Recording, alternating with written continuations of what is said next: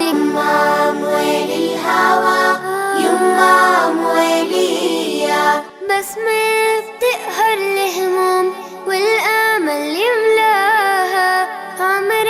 الظلم ما يدوم وأرضك ما بننساها بسمة تقهر الهموم والآمل يملاها عمر الظلم ما يدوم وأرضك ما بننساها والكون كله بيحضر لعرس الحرية يمام ويلي الهوى يمام ويليا أعوذ بالله من الشيطان الرجيم بسم الله الرحمن الرحيم الحمد لله رب العالمين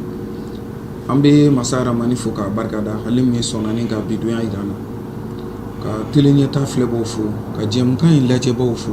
jem ga meni amba fama faso jokene ka ulika joke ka nyeshi jamana kungan ko krofo bela jelema ka se ka anda dola ka wala like walma ka jamana kono dum ka ublasra bi jem ga obe talike mina odi ka fo ni nyana me ata kalaje kene ya be bana be o bana yɛrɛ fɛnɛ bɛ kɛnɛya bɛ bana dɔ bɛ diɲɛ bunako kan anw ka jamana an bɛ se ka fɔ a fɛnɛ y'i ta sɔrɔ a la kabiri san waati tɛmɛnenw na wulikajɔw ni cɛsuru caman bilara sen kan ka ɲɛsin ni bana kofɔlen ma bana in ti dɔwɛrɛ ye o ye sida bana ye sida bana nin ye bana ye min ni a ye degunba lase anw ka jamana hakaja farafinna ni diɲɛ yɛrɛ ma waati tɛmɛnenw na don kɛrɛnkɛrɛnnen o bɛ bila sen kan diɲɛ yɛrɛ bunako kan n'a bɛ f'o ma ko desanburu kalo tile fɔlɔ o ye don ye min bɛ ɲɛsin ni bana kofɔlen yɛrɛ kɛlɛli ma sida bana ɲɛmɔgɔyasoba anw ka jamana kɔnɔ min sigilen don ka se ka sida bana yɛrɛ kɛlɛ wulikajɔ kɛra tele ɲɛta fɛ bi ka se o yɔrɔ kofɔlen na sida bana yɛrɛ a kunkanko kɔrɔfɔ bɛ duɲa kɔnɔ walima mali kɔnɔ bi cogo jumɛn na desanburu kalo natɔ tile fɔlɔ o min ye don kɛrɛnkɛrɛnnen sida bana kɛlɛli kama mun bɛna boloda ka bɛn ni o don kofɔlen ye cakɛbondaso min sigilen don anw ka jamana kɔnɔ walima ɲɛmɔgɔyaso min sigilen don anw ka jamana kɔnɔ sida bana yɛrɛ kɛlɛli kama ale ye mun baarabaw kɛ min bɛ se ka kɛ sababu ye sida bana yɛrɛ ye anw ka jamana kɔnɔ ka se ka dɔ bɔ a fanga la ninnu bɛɛ lajɛlen bɛna kɛ ɲininkali ye walima ka se a ɲɛmɔgɔba ma an n'ale bɛna baro sigi kɛ n'o ye Dr Isiaka Mumeni Kone ale ye ɲɛmɔgɔyasoba min bɛ anw ka jamana kɔnɔ min sigilen don sida bana yɛrɛ kɛlɛli kama ale ye o ɲɛmɔgɔba ye an ye wulikajɔ kɛ ka se ka na baro sigi kɛ a fɛ bi an na aw bɛɛ lajɛlen bɛ se ka faamuya sɔrɔ kow la cogo min na karamɔgɔkɛ salamu aleykum. Waaleykum salam. somɔgɔw bɛ di. Baasi foyi tɛ alhamdulilayi. denbaya ka kɛnɛ. Alhamdulilayi Dieu merci. ayiwa Dr Isiaka Mumeni Kone tele ɲɛta bisimilali bi o diyara n ye an bɛ foli ni bonyamasegin kɛ ka taa i yɔrɔ. Ne de b'aw fɔ kosɛbɛ. ko e ka foli kɛ nin waati in na yanni an ka don ɲininkaliw la i bɛ se ka mun sɔrɔ ka fɔ tele ɲɛta filɛbagaw. ne bɛ tele ɲɛta fo ka waleɲuman dɔn ka d'a kan u bɛ ka cɛsiri min kɛ an dɛmɛni la sida bana kɛlɛli la an tɛ se k'u fo ka s'a dan na ka d'a kan sida bana bɛ bunakun min kan bi tele ɲɛta wulili a cɛsirili a bɛna an dɛmɛ kosɛbɛ ka se ka sida bana en tout cas k'a ɲɔngiri Mali la. ayiwa Dr Isiaka Mumeni Kone an filɛ baarakɛyɔrɔ min na nin a bɛ fɔ a ma Haut Conseil de lutte contre le sida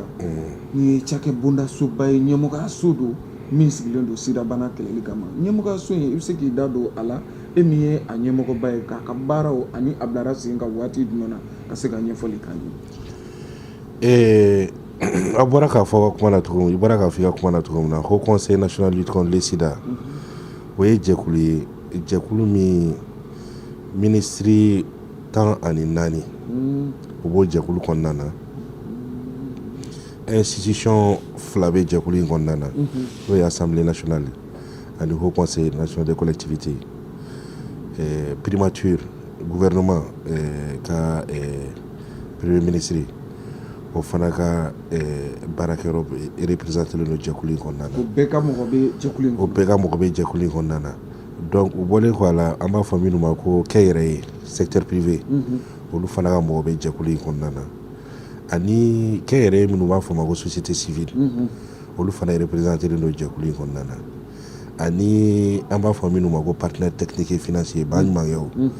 olu fana ka mɔgɔw bɛ jɛkulu in kɔnɔna na maintenant jɛkulu in a présidelen don jamana ɲɛmɔgɔ jamanakuntigi de fɛ olu b'a fɔ Haut Conseil national de lutte contre le sida donc baaraw bɛɛ kalifa a bonya bɛɛ dalen bɛ président de kun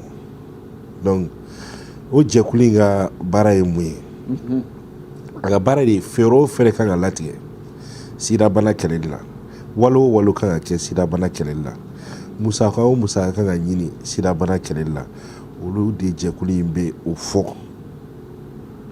olu de b'o fɛɛrɛw tigɛ olu de b'o waleyaw fɔ yaasa sida bana bɛ kɛlɛ cogo min na maintenant jɛkulu in kɛrɛfɛ jɛkulu in yɛrɛ tɛna baara kɛ président kɛrɛfɛ président kɛn bɛ ka cakɛda min créer n'u b'a fɔ a ma ko secrétariat exécutif o y'a ka baarakɛminɛ de ye o de so ye yan ye faamuyali kɔnɔna na secrétariat exécutif so de ye yan ye donc fɛɛrɛ minnu mana fɔ minnu mana valider président fɛ minnu mana valider Haut Conseil fɛ o fɛɛrɛ ninnu yan cakɛda de bɛ o waleya o fɛɛrɛ de ye politique kunda stratégie kunda ani musaka kunda donc o fɛɛrɛ fɛn fɛn mana fɔ o de bɛ waleya yan cakɛda fɛ donc yan cakɛda yɛrɛ créé la en 2004 san 2004 a bilala sen kan o waati de sinon k'a fɔ k'a création san'a ka bila sen kan o bɛ depuis 2000 Alpha Omar Konare fɛ mais ATT de nalen ATT ye a bila sen kan yɛrɛ 2004 i y'a faamuya donc an bɛ o président ninnu an b'u bɛɛ lajɛlen fo k'u waleɲuman dɔn u ka baarakɛta la ka d'a kan 2019 de jamanakuntigi CEDEAO jamanakuntigiw ye ɲɔgɔn sɔrɔ Abuja u ko k'an ɲɛ bɛ sida bana in na cogo min na n'an ma wuli k'an jɔ a bɛ sɔn ka dankari an ka jamanadenw na donc o kama u ye nin jɛkulu ninnu sigi ka tila ka bolola baarakɛla min ye secrétariat exécutif ye k'o sigi président kɛrɛfɛ min bɛ baara ninnu kɛ président ka yamaruya kɔnɔna na o b'a yira k'a fɔ a tɛ Mali dɔrɔn na a tɛ Mali dɔrɔn la dɔw ta sirilen bɛ u ka premier ministre de la mais Mali kɔnɔ yan Mali y'a décidé ka bolola baarakɛla ye k'a siri président na ka d'a kan ni président ko ko ka min kɛ sisan n'a y'a fɔ ministre min ye o ministre b'o ko waleya sisan pour que baaraw bɛ teliya sinon n'i ye Sénégal ta i bɛ taa sɔrɔ olu ka cakɛda o sirilen bɛ primature de la premier ministre de la donc mais an fɛ an y'a siri président na donc pour que baaraw bɛ teliya donc o bɔlen kɔ a la ni président ni Haut Conseil ye fɛɛrɛ ninnu ni baarakɛminɛn ninnu bila an ka disposition na an bɛ olu waleya Mali fantan 4 bɛɛ lajɛlen na donc an kɛn bɛ ka cakɛda in sigi cogo jumɛn na an ye lasigidenw b'an bolo n y'a f'i ye cogo min na ministère 14 min bɛ Haut Conseil la lasigidenw b'an bolo ministère 14 bɛɛ la lasigidenw b'an bolo région bɛɛ lajɛlen na n'u b'a fɔ ma secrétaire exécutif régional donc lasigidenw bɛ yen aw ka ca Bamako yan dɔrɔn tɛ nka a bɛ se Mali duguba bɛɛ la a bɛ Mali duguba bɛɛ la a bɛ Mali cercle bɛɛ la fo arrondissement bolofaraw bɛ nin yɔrɔ in bɛɛ la donc région na gouverneur de y'a ɲɛmɔgɔ ye olu de ye Haut Conseil régional ɲɛmɔgɔ ye donc olu de kan ka sida bana kɛlɛli ka piloter région kɔnɔna na donc cercle kɔnɔna na o ye préfet ye donc fo ka taa arrondissement na sous préfet donc a sigilen bɛ ten de donc o fɛɛrɛ nin y'a to sida bana yɛrɛ dankari caman sera ka k'a la n y'a dɔn o ɲininkali fana bɛ na na donc depuis nin baarakɛyɔrɔ sigiyɔrɔ fo bi sida bana a bɛ lahala jumɛn kan donc an bɛna don o kuma na. ayiwa jɛkulu min filɛ nin n'a bɛ f'a ma secrétariat exécutif walima an bɛ se k'a fɔ Haut Conseil de lutte contre le sida ni e a ɲɛmɔgɔba ye bi docteur Isiaka Mumuni Kone jɛkulu in a bila sen kan san 2004 i n'a fɔ i y'a fɔ cogo min na président Amadou Toumani Touré fɛ ka na bila bi la an bɛ san 2024 laban waatiw la an bɛ se k'a fɔ san 20 bɔɲɔgɔnko jɛkulu in bilalen don sen kan a ka baara kolo girinbaw kɛra mun ye n'i bɛ se k'i da don a kumabaw la ka se ka dɔw ɲɛfɔ teli ɲɛta filɛbaw ye. N'i y'a ye président ye nin décision nin ta c'est que c'est pour que ka se ka sida bana ka dankari la dankari tun bɛ k'a la cogo jumɛn na a fɔlɔ tun ye min ye banabagatɔ minnu bɛ yen nɔ u bɛ se ka fura lasɔrɔ cogo jumɛn nɔgɔya kɔnɔna na minnu bana ma se ka u lasɔrɔ u ma garizɛgɛ banakisɛ in na fɛɛrɛ jumɛn bɛ se ka tigɛ pour que olu kana se ka banakisɛ in sɔrɔ donc o hukumu kɔnɔna na président ye ko sugu bɛɛ kɛ ani ba ɲuman kɛ o pour que banabagatɔw bɛ se ka fura sɔrɔ fu donc sida bana a musaka tun ka ca banabagatɔ a musaka kun ka ca fo ka taa dama tɛmɛ maa kun tɛ s'a kɔrɔ kalo kelen yɛrɛ furakɛli kun bɛ se ka taa yɛrɛ fo 20,000 30,000 donc maa kun tɛ s'a kɔrɔ donc diɲɛ n'a a kɔnɔmɔgɔw a n'a ɲɛmɔgɔw olu de farala ɲɔgɔn kan ani an ka ɲɛmɔgɔw pour que ka se ka fura ninnu k'a di banabagatɔw ma fisabililayi f'u ka se ka kɛnɛya donc bɔlen kɔ a la ni furakɛli bɛ kɛ banabagatɔ jolita dɔw de bɛ kɛ k'a lajɛ est ce que bana in fura in bɛ ka di banabagatɔ ma est ce que a bɛ ka dankari a ka bana la donc o jolitaw fana kan ka kɛ waati ni waati donc o jolitaw fana musakaw kɛ fu ye parce que banabagatɔw tɛ s'a kɔrɔ donc o bɔlen k'a la n y'a f'i ye cogo min na bana in ni i b'a furaw ta n'a bana yɛrɛ b'i kan pour que i fari ka se ka jo ka fura ninnu supporter ka bana yɛrɛ kɛlɛ donc jamana ɲɛmɔgɔw y'a décider ka to ka banabagatɔ ninnu ko accompagner ni balo ye kuma dɔw sumaw kuma dɔw fɛn wɛrɛw k'u accompagner pour que u bɛ se ka balo dɔw sɔrɔ waati ni waati ka se k'u yɛrɛ dɛmɛ donc min u ye décision fana ta ka wariw fɔ musakaw fana bila en disposition na pour que bana tɛ minnu na olu kana bana lasɔrɔ olu t'o lasɔrɔ cogo jumɛn na o ye par exemple an bɛ ni jamukan min na nin ye ka ɲɛfɔli kɛ jama ye k'a f'u ye ko banakisɛ in a b'an ka jamana na bɛɛ ka danganiya k'a fɔ banakisɛ in bɛ yan an ka sɔn a ma k'a fɔ k'a bɛ yan wa an k'an yɛrɛ kɔlɔsi banakisɛ in na donc o tɛ se sensibilisation o dun tɛ se ka kɛ aw ka bɔlɔlɔw kɔ donc o ye aw jɔyɔrɔba de ye nin baara in na donc ka musakaw bila pour que an bɛ se k'o sensibilisation fana kɛ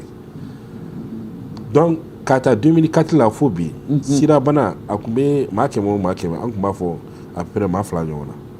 na n'i ye maa ta sigiyɔrɔma 100 o 100 i bɛ taa sɔrɔ a tun bɛ maa 2 la donc k'a to waati fo bi aw ɲɛ bɛ baara fɛn fɛn kɛra nin ye san 20 kɔnɔna na baara kologiri fɛn fɛn kɛra o maa 2 a nana 2022 a nana maa 1 na n'i ye maa ta sigiyɔrɔma 100 o 100 i bɛ taa sɔrɔ a bɛ maa 1 na donc pour que k'a yira u la bana in kɛlɛli a ma nɔgɔ i ye san 20 de kɛ pour que ka se ka maa 1 bɔ maa 1 kisi sida bana sɔrɔli ma san 20 kɛlɛ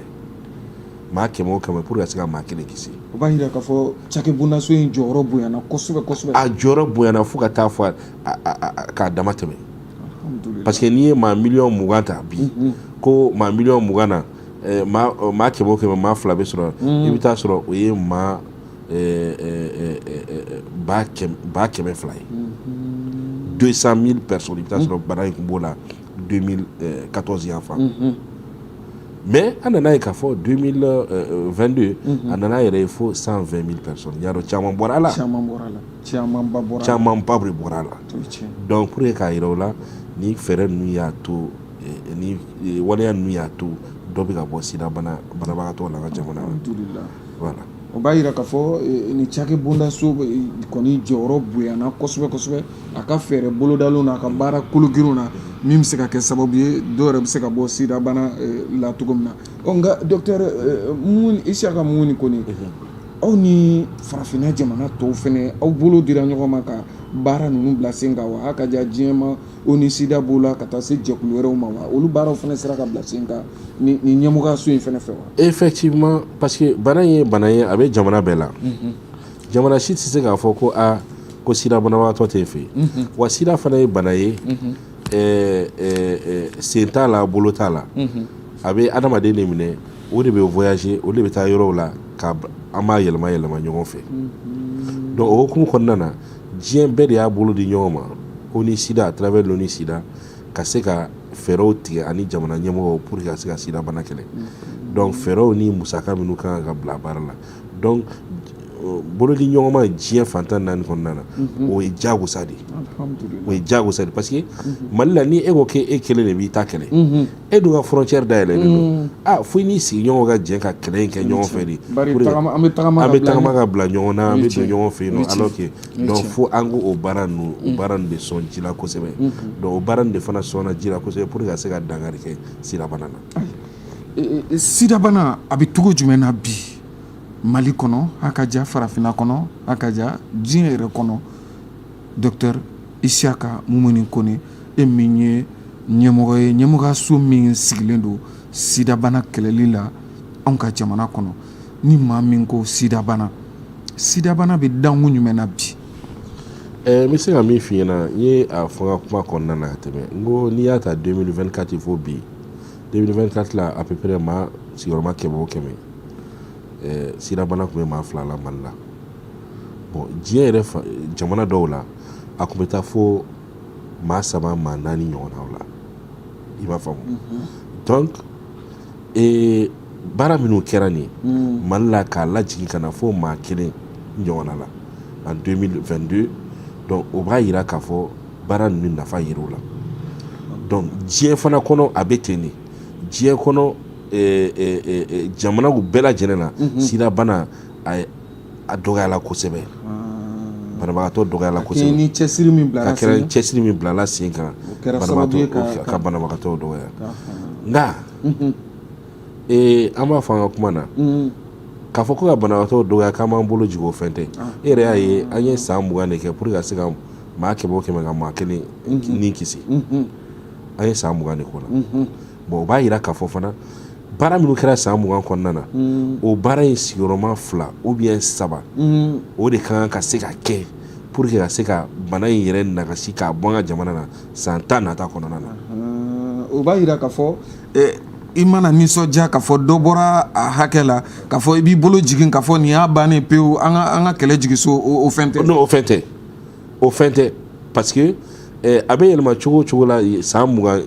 ɲina ɲɛ o yɛlɛma cogo de fana bɛ yen a b'o kɛ cogo de la cɛnimusoya sira fɛ jolidi ninnu sira fɛ ani nɛgɛkɔrɔsigi ninnu ani fɛn caman ani den ka muso ka yɛlɛma a den fɛ bange sira fɛ etc donc o fɛɛrɛ o yɛlɛmani sira ninnu yɛlɛma ma don a la donc n'an y'an bolo jigin a bɛ dɔ de bɛ fara kan tuguni fo siɲɛ 2 ou bien siɲɛ 3 ala k'an kisi o ma donc o de kama ani jamanakuntigi yɛrɛ ni o ye son excellence le général d'armée Assimi Goïta a ko k'an ka fɛɛrɛ bɛɛ de kɛ fɛɛrɛ bɛɛ sigi sen kan ale bɛ an kɔ a bɛ an ɲɛ a bɛ an kɛrɛfɛ bana in kɛlɛli la donc hukumu kɔnɔna na k'a ta 2022 la min a ye ne sigi yan ka na bi la an bɛ ka baara sugu bɛɛ de kɛ pour que ka se ka mɔgɔw kunnafoni fɔlɔ parce que maa caman hakili la k'a banna hali i bɛ taa ɲɛmɔgɔ dɔw yɛrɛ fɛ olu hakili la ko fɛn in bannen don alors que fɛn in a bɛ yɔrɔ de la bi baara de kan ka kɛ pour que a tɔ bɛ nagasi sinon a bɛ doubler de tuguni a bɛ tripler tuguni donc ala k'an kisi o ma i y'a faamuya donc an b'o o baaraw la tile fila ayiwa Dr Isiaka Mumuni Kone sida bana maa dɔ bɛna ɲininkali kɛ walima anw yɛrɛ fana bɛ ɲininkali kɛ a furakɛli ko bɛ cogo jumɛn na sida bana fura b'a la wa fura t'a la wa a bɛ se ka furakɛ wa nin ye ɲininkali ye ni ala sɔnna ma an bɛ taa sɛgɛnlafiɲɛbɔ la sɔɔni dɔrɔn an bɛ segin ka na sida bana bɛ se ka furakɛ wa a tɛ se ka furakɛ wa sida bana a kɛlɛli ɲɛmɔgɔsoba an bɛ yen nɔ de a ɲɛmɔgɔ n'o ye Dr Isiaka Mumuni Kone an n'ale de bɛ baro sigi la a k'an sɔɔni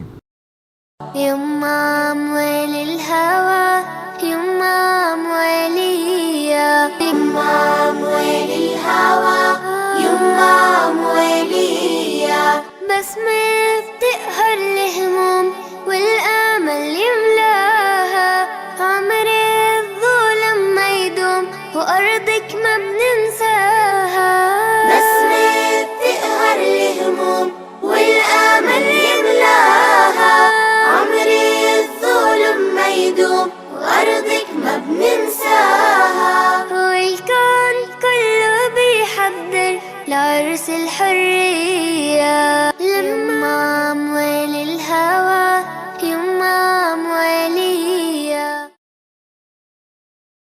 Foli ani waleɲuman dɔw ko lase aw kelen-kelenna bɛɛ lajɛlen ma aw minnu bɛ ka teli ɲɛta filɛ nin waati in na jɛmukan bɛ ka lajɛ aw fɛ jɛmukan min ni an b'a fɔ ma faso jɔkɛnɛ bi faso jɔkɛnɛ ye wulikajɔ kɛ ka se ɲɛmɔgɔyaso la ɲɛmɔgɔyaso min ni a bɛ fɔ a ma secrétariat exécutif min sigilen don sida bana yɛrɛ a kɛlɛli kama anw ka jamana kɔnɔ a ɲɛmɔgɔba Dr Isiaka Mumini Kone an ye wulikajɔ kɛ ka se ale ma an n'ale de bɛ baro sigi la sida bana yɛrɛ kunkanko kɔrɔfɔ la anw ka jamana kɔnɔ baarakɛyɔrɔ in yɛrɛ a ka ca bɛnbɛn mun ma ani a ye wulikajɔ jumɛn kɛ baarakɛyɔrɔ in sigi sen kan kabiri san 2004 ka na bila sisan na da na don olu kumabaw la ka se ka walawalali kɛ ɲininkali tun nana da yɔrɔ min na o de ye sida bana yɛrɛ a furakɛli ko bɛ cogo jumɛn na anw ka jamana kɔnɔ sida bana fura b'a la wa fura t'a la wa a ko bɛ cogo jumɛn na Dr Isiaka Mumini Kone. Merci bien. Ni ɲininkali ye ɲininkali ɲumanba de ni a y'a fɔ san 20 kɔnɔna na an sera ka dɔ bɔ mɔgɔw la mɔgɔ n'u bɛ garisɛgɛ sida banakisɛ la parce que fɛɛrɛw de bilala sen kan fɛɛrɛ nin ye jumɛn ye o ye d'abord furakɛli ye san 20 ɲinan ye sida bana fura n'i kun b'a ta i tun bɛ se ka taa fo comprimé 6 ka taa comprimé 9 la tile kɔnɔ donc a fura ninnu tun bɛ sɛgɛn min da sida banabagatɔw ma kan ala dɔrɔn de tun b'a dɔn nka technologie diɲɛ ka recherche kɔnɔna na diɲɛ maaw ka recherche kɔnɔna na u sera ka comprimé tata dan kelen ma alhamdulillah an bɛ se ka fɔ alhamdulillah tare yen nɔ sida bana an b'a fɔ fura b'a la fura t'a la bi in na comprimé kelen n'i y'a ta a bɛ sida bana nagasi i fari la de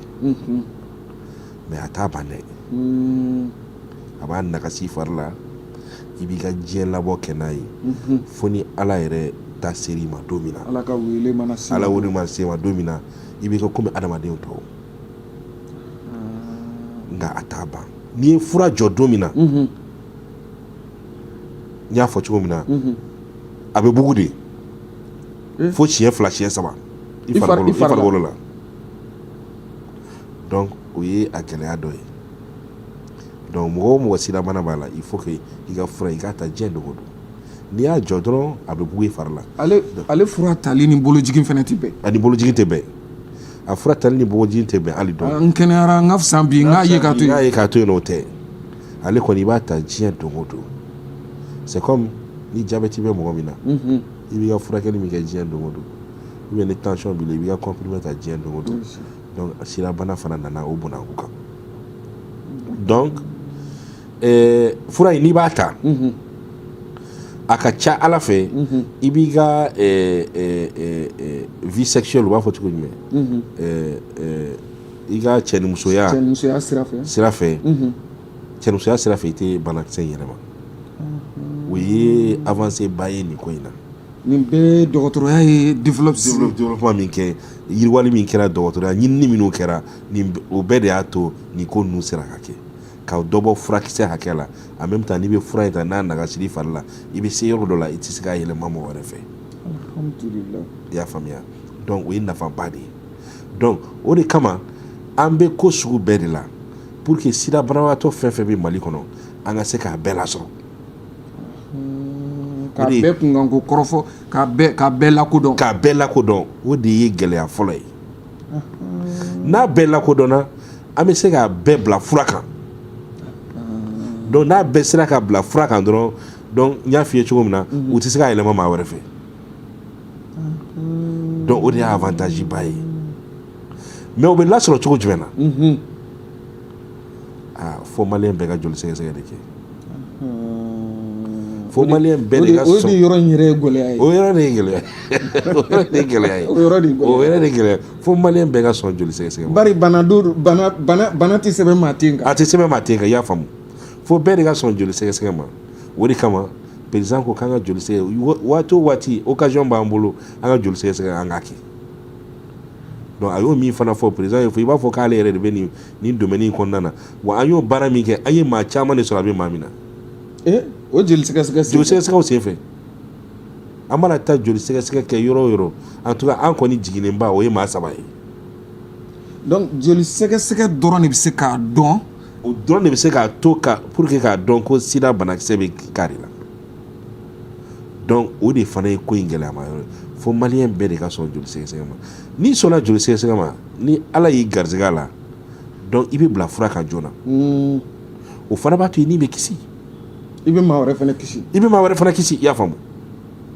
o ye tiɲɛ voilà donc e ni bɛ kisi e fana bɛ maa wɛrɛ kisi donc an bɛ mɔgɔw sensibiliser ka taa o yɔrɔ de la donc min ye muso kɔnɔma ta yɛlɛmani ye den fɛ jamana dɔw sera k'o éliminer olu jamana dɔw y'o jɔ net u y'a jɔ u ka médecine développer kojugu fɛ u ka fɛɛrɛw développer kojugu ye médecine u sera k'a jɔ mun de la an tɛ se k'a jɔ ka da mun kan parce que an ka muso kɔnɔmaw tɛ sɔn peseli ma bon hali i bɛ taa sɔrɔ yɔrɔ dɔw la peseli bɛ kɛ nka i bɛ taa sɔrɔ joli sɛgɛsɛgɛ mɔgɔ min bɛ se joli sɛgɛsɛgɛ la o dɔgɔtɔrɔso nin na i bɛ taa sɔrɔ a tɛ yen ou bien a bɔlen don ou bien i y'a faamuya donc ni muso kɔnɔma nana joli sɛgɛsɛgɛ la a bɛ joli sɛgɛsɛgɛ perdu donc olu ye gɛlɛyaw ye donc président ko k'an k'an jija ka se ka fɛɛrɛ sugu bɛɛ bila sen kan jamana tɔw sera ka muso kɔnɔma ka yɛlɛmali den fɛ cogo min na k'o lajɔ an fana k'an jija k'o fana lajɔ donc an ni ministre de la santé an bɛ baara la ani ba ɲumankɛw an bɛ baara la o fana kan parce que muso tɛ se ka kalo 9 kɛ fɛngɛ na ka tila k'i bɛna den wolo den fana bɛna k'i bolo banabagatɔ ye donc o ye mɔnɛ 2 ye o de kama an b'a ɲini muso kɔnɔma bɛɛ fɛ n'i taara i ka peseli la i ka sida bana joli sɛgɛsɛgɛli kɛ pour que e bɛ kisi i den bɛ kisi en tout cas n'a dɔnna k'a b'i la furaw bɛ d'i ma wa jiginni kuma fɛɛrɛw bɛ tigɛ pour que den bɛ se ka kisi cogo jumɛn donc an b'a ɲini muso kɔnɔma bɛɛ fɛ hali n'i kɔnɔman tɛ i ye muso ye i b'a dɔn i kan ka bange kɛ donc t'i joli sɛgɛsɛgɛ donc pour que vraiment ni ala y'i garizɛgɛ don min na o k'a sɔrɔ vraiment i y'a dɔn i ye maa sugu min ye voilà ayiwa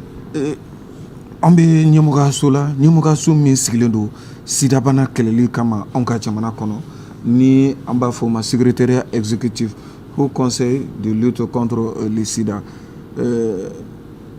a ɲɛmɔgɔba de b'an bolo kɔrɔ n'o ye docteur Isiaka Mumini Kone ye ɲininkaliw an bɛ ka u tɛnku a la a bɛ ka olu jaabi ka tile ɲɛta filɛbaw bɛɛ lajɛlen fo nin waati in na docteur Isiaka Mumini Kone ni ɲɛmɔgɔyaso in a ka baara bolodataw ye mun ye don n'a natalaw la walima a ka wulikajɔw bɛ na mun ɲɛsin baara kologirinw jumɛn ma don n'a natalaw la min boloda bɛ aw fɛ bari ni ɲɛmɔgɔyaso in ni nafa ka bon jamana kɔnɔ kosɛbɛ kosɛbɛ mun boloda b'aw fɛ don n'a natalaw la don n'a nataw la an bɔra k'a fɔ an ye gɛlɛya minnu fɔ min ye muso kɔnɔma ka joli sɛgɛsɛgɛ ye donc ka se ka hakili jagabɔ kɛ ka fɛɛrɛw bila sen kan musow bɛɛ bɛ se ka joli sɛgɛsɛgɛ kɛ cogo jumɛn sida bana joli sɛgɛsɛgɛ kɛ cogo jumɛn donc o fɛɛrɛ ninnu o ye koba de ye don n'a nataw la maintenant n'i y'a jateminɛ fana i bɛ taa sɔrɔ sifinlakaw de fana ka ca minnu garizɛgɛla banakisɛ in na donc président yɛrɛ y'a ɲini an fɛ n'a bɛ fɔ o ma ko jeunesse président y'a ɲini an fɛ an ka gɛrɛ sifinlakaw la donc pour que an ka se ka fɛɛrɛw bila sen kan u yɛrɛ damaw bɛ se ka ɲɔgɔn conseiller cogo min na an bɛ se k'u sensibiliser cogo min na an k'o fɛɛrɛ sugu bɛɛ bila sen kan parce que aw b'a dɔn sisan nɔ télé bɛɛ tɛ télé lajɛ maakɔrɔbaw de ka ca min bɛ télé lajɛ sifinnakaw ta ye smartphone ni bɔlɔlɔsira ninnu donc an ka communication intensifier olu fɛ donc hali aw ka télé yɛrɛ n'a bɛ sɔrɔ bɔlɔlɔsira ninnu fɛ o bɛɛ b'a to messages bɛ se ka passer i y'a faamuya donc o ye don n'a nataw la an kan ka baara minnu kɛ don n'a nataw la sida bana kɛlɛli a musaka sɔrɔli bɛ ka gɛlɛya a musaka sɔrɔli bɛ ka gɛlɛya kosɛbɛ parce que ka d'a kan ba ɲumankɛw b'u k'u bolo jigin parce que olu sera ka baara kɛ ka u ka sida bana ka sida nagasi u ka jamana na donc a caman bɛ yen u ka priorité tɛ bilen i y'a faamuya donc an minnu bɛ o ye wagati jan fana kɛ u bɛ musaka ninnu bɔ o ye waati jan kɛ u bɛ musaka ninnu bɔ maintenant président de y'a ɲini an fɛ sisan nɔ Mali bɛ niveau min na bi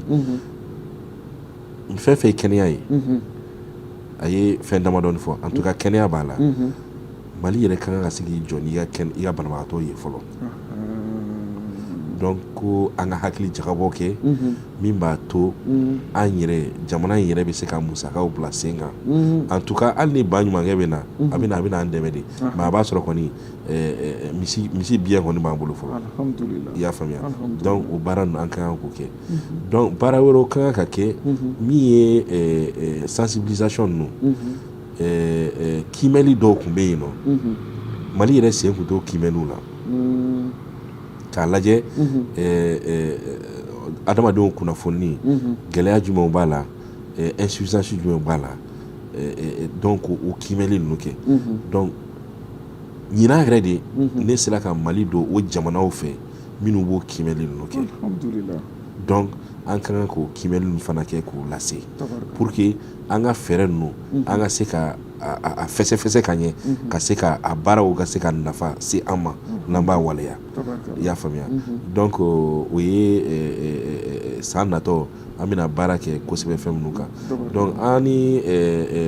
société civile n'u b'a fɔ ONG ni association an n'olu de bɛna nin baara ninnu kɛ kosɛbɛ. Donc pour que ka se k'olu fana ka u ka seko ni dɔnniya ka dɔ fara a kan sidabana kɛlɛli la en même temps u yɛrɛ fana ka gestion tugu pour que hali ni an tɛ ni partenaire wɛrɛ dɔw bɛ se ka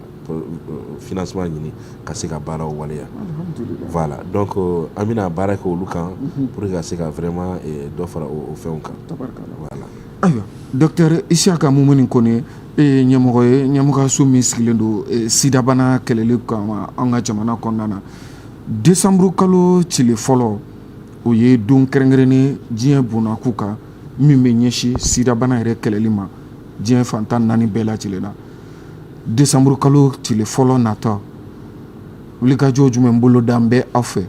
a baaraw bɛna kɛ cogo jumɛn na Docteur Isiaka Mumuni Kone. N bɛ se ka min fɔ décembre kalo tile fɔlɔ natɔ a célébration n'u b'a fɔ a ma ko sidabana ka don kɛrɛnkɛrɛn pour que ka se ka a yakubaya ka a ɲɛfɔ mɔgɔw ye baara minnu bɛ ka kɛ ka baaraw ɲɛfɔ mɔgɔw ye donc décembre kalo tile fɔlɔ de sugandilen don diɲɛ fantan 4 bɛɛ lajɛlen fɛ. I y'a faamuya. Donc décembre kalo tile fɔlɔ bɔlen kɔ a la décembre kalo yɛrɛ talen don pour que ka se ka baara ninnu ka dɔ fara u kan k'u yiriwa. I y'a faamuya. Donc jamana fantan 4 bɛɛ lajɛlen fɛ. Campagne de sensibilisation bɛ kɛ intensifier k'olu intensifier ka dɔ fara u kan. I y'a faamuya. Donc san o san a tun bɛ kɛ Bamakɔ yan de. Donc président y'a ɲin'a fɛ ko maliyɛn bɛɛ ka kan activités la donc k'an ka to ka taa n'a ye région kɔnɔnaw na waati ni waati. Donc ɲinan ta an ye Segu de sugandi président yɛrɛ ka yamaruya kɔnɔna na. Donc 1er décembre a bɛ taa fêter Segu de. Nka 1er décembre bɛ bɛn dimanche ma mais a célébration an b'a kɛ le 2 de lundi. N'o ye ntɛnɛn ye parce que dimanche an ka ko caman bɛ kɛ dimanche donc an tɛ fɛ ka mɔgɔw bali u ka o ko ninnu kɛ. Donc an b'a célébration kɛ ntɛnɛn le 2 Segu n'Ala sɔnna ma. Donc o b'a jira k'a fɔ malidenw bɛna ɲɔgɔn sɔrɔ Segu. Malidenw bɛna ɲɔgɔn sɔrɔ Segu Mali fantan 4 bɛɛ mɔgɔw bɛna ɲɔgɔn sɔrɔ Segu donc pour que vraiment an ka se ka nin baara ninnu kɛ. Voilà n'Ala sɔnna. Alhamdulillah. Ayiwa an b'a jigiya k'a fɔ jamana sɛbɛkɔrɔbɔ wa wulikajɔw ni cɛsiriw bɛna bila sen kan walasa nin don kofɔlen a na se ka ɲɛnamaya anw yɛrɛ ka jamana kɔnɔna na cogo min na. Docteur Isiaka Mumuni Kone an bɛ se k'a fɔ an bɛ k'an sɛnsɛn ka se baro yɛrɛ kuncɛyɔrɔw la min ma ko k'e ka bilasiralikan kɛ ka ɲɛsin sidabana ma anw ka jamana kɔnɔna na ka ɲɛsin malidenw ma ka ɲɛsin banabaatɔ somɔgɔw ma i bɛ se ka mun sɔrɔ ka fɔ. Ne bɛ bilasirali min fɔ maliyɛnw n b'a fɔ d'abord maliyɛnw ka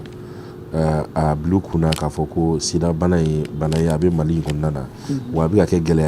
gɛlɛyaba ye jamana kɔnɔna na n'an m'an yɛrɛ kɔlɔsi a gɛlɛya bɛ tɛmɛ nin bɛɛ lajɛlen kan donc il faut que bɛɛ de ka wuli bɛɛ de k'a bila i kunna k'a fɔ sidabana in ye ko gɛlɛn ye jamana kɔnɔ. O hukumu kɔnɔna na a ɲininen don bɛɛ fɛ vraiment bɛɛ ka i joli sɛgɛsɛgɛ donc an b'a deli maaw deli u ka taa joli sɛgɛsɛgɛ la parce que u b'a fɔ bana kunbɛn ka fisa ni bana furakɛ ni joli sɛgɛsɛgɛ la donc hali ni bana tɛna se ka dankari la bilen parce que furaw bɛna d'i ma fu donc i joli fana bɛ contrôler de temps en temps fu donc o ye waleya minnu vraiment an b'a ɲini maliyɛnw fɛ bɛɛ ka taa joli sɛgɛsɛgɛ fan fɛ pour que an yɛrɛ baara bɛ nɔgɔya an ma donc o ye laɲini ye bon min ye autorité o ye région kɔnɔna gouverneur donc an b'a ɲini u fɛ vraiment u ka wuli ka jɔ sabati kosɛbɛ u ka région kɔnɔna na pour que sida bana bɛɛ sen bɛ se ka don a kɛlɛli la cogo min na donc an bɛ ka baaraw k'o sira kan pour que bɛɛ sen bɛ don a kɛlɛli la voilà. Docteur Isiaka Mumuni kɔni n tɛ bɔ kuma kɔnɔna na ni da ma se banabaatɔw ma tuma dɔ la bana ye ala ka lajarabi ye min bɛ jɔn minɛ walima min bɛ jɔn sɔrɔ nka tuma dɔ la ni bana y'i minɛ ni faamuya ma kɛ banabaatɔ somɔgɔw walima u bɛ banabaatɔ la nin ye degunba ye min bɛ anw ka ɲɛnamaya yɛrɛ kɔnɔna na walima min bɛ anw ka sigi kɔnɔna na sida bana mana kɛ maa min garisɛgɛ ye i somɔgɔw kan ka a kɛ cogo jumɛn na walima i ni somɔgɔw kan ka baaraw boloda cogo jumɛn na hakilina jumɛn kan ka bila sen kan. n bɛ ladilikan min di o la n b'a ɲini banabagatɔ somɔgɔw fɛ ani maliyɛn bɛɛ yɛrɛ fɛ ala jarabi de ye bana ye donc ni ala ye an somɔgɔ min jarabi bana in na an kana kɛ bolo kɔfɛ fɛn ye an k'a dɛmɛ bana in supporter parce que o fana ye koba de ye a tigilamɔgɔ a bɛ se ka diɲɛnabɔ kɛ n'a y'a ye mɔgɔw tɛ ka ɲugun a la donc surtout que a ti yɛlɛma sira wɛrɛ fɛ ni joli siraw tɛ ou bien ni kafoɲɔgɔnya siraw tɛ donc an k'o dɔn an ka banabagatɔ an k'u accompagner donc o bɔlen kɔ a la an b'a ɲini banabagatɔw yɛrɛ fɛ u ka furakɛli u k'a kɛ ka ɲɛ u k'a matarafa donc parce que n'olu y'a matarafa olu tɛna se ka bana yɛlɛma maa wɛrɛ fɛ donc o ye ko ye ko min waleya min an ka kan k'u sinsin kosɛbɛ voilà donc o kɔni ye n ka ladilikanw ye bɛɛ lajɛlen ma. Kumakan laban ani folikan yɔni ani ka sigi wɛrɛ cɛ Docteur Isiaka Mumuni kɔni. Bon kumakan laban ni folikan bɛ n bolo n bɛ télé ɲɛtaa vraiment mɔgɔw fo kosɛbɛ k'u waleɲuman dɔn ka a yir'u la k'a fɔ ko vraiment u bɛ baara min na nin ye baara ɲuman de don yɛrɛ ye baara don sida bana kɛlɛli yɛrɛ ye baara de don donc an b'aw fo la ka waleɲuman dɔn donc télé ɲɛtaa téléspectateurs fana ani téléspectatrices k'a f'u ɲɛna ladilikan minnu fɔra nin u k'a kɛ somɔgɔ samaw ye u k'u denw sensibiliser u k'u cɛw sensibiliser u k'u mɔdenw sensibiliser k'u n'u hakiliw yira ɲɔgɔn na donc bana in pour que an bɛ se ka kɛlɛ ka bɔ Mali kɔnɔ n'a bɔra Mali kɔnɔ an b'a fɔ alhamdulilahi rabbil alamina donc bɛɛ bɛ vie n'a ka vie ye voilà ne kɔni b'o foli de kɛ nka foliba yɛrɛ o bɛ kɛ ka da ɲɛsin jamana ɲɛmɔgɔ de ma n'o ye général d'armée Asimi Goïta ye an b'a fɔ k'a waleɲuman dɔn a ka dɛmɛ fɛn fɛn a y'a kɛ ka ɲɛsin baarakɛyɔrɔ in ma donc an b'a fo la k'a waleɲuman dɔn merci beaucoup. Merci beaucoup. An bɛ i yɛrɛ fo ka i waleɲuman dɔn ka i fo i ye nin waati min accordé télé ɲɛtaa ye ka se ka baro sigi kɛ ka ɲɛfɔli kɛ malidenw bɛ se ka faamuyali sɔrɔ sida bana yɛrɛ a bɛ kisa min na anw ka jamana kɔnɔ a kɛlɛli bɛ dankun min na anw ka jamana kɔnɔ an ka diɲɛ yɛrɛ fantan naani bɛɛ lajɛlen da donn'o min na ka walawalali kɛ an bɛ i fo wa a ye an bisimilali min yɛrɛ kɛ fɛnɛ ka o foli n'o bonyamasegin kɛ télé ɲɛtaa ɲɛmɔgɔyaso yɔrɔ ka ɲɛsin i yɛrɛ ma. Nin bɛ dansigi kɛ aw ka bi jɛmukan na faso jɔkɛnɛ wulikajɔ tun kɛra an fɛ ka na ɲɛmɔgɔyaso la ɲɛmɔgɔyaso min ni an b'a fɔ a ma secrétariat exécutif au conseil national de lutte contre le sida nin ye cakɛbondaso ye min sigilen don sida bana yɛrɛ a kɛlɛli bɛ se ka boloda cogo min na anw ka jamana kɔnɔ a ɲɛmɔgɔba Docteur Isiaka Mumuni Kone an n'ale tun bɛ baro sigi la an b'a jigiya ka fɔ faamuyaliw caman o sɔrɔla kɔrɔfɔ ninnu na k'a ɲini masa Aramani fɛ kɛnɛya ala k'o sabati anw ka jamana kɔnɔ sida bana donna maa minnu garisɛgɛ la ala ka kɛnɛya sabati an n'u bɛɛ lajɛlen yɔrɔ ya rabbi ala k'an ka jamana basigi ala ka jamana kolo suma ala ka dɔgɔkun wɛrɛ jɛmukanw yira an na min ye faso jɔkɛnɛ ye.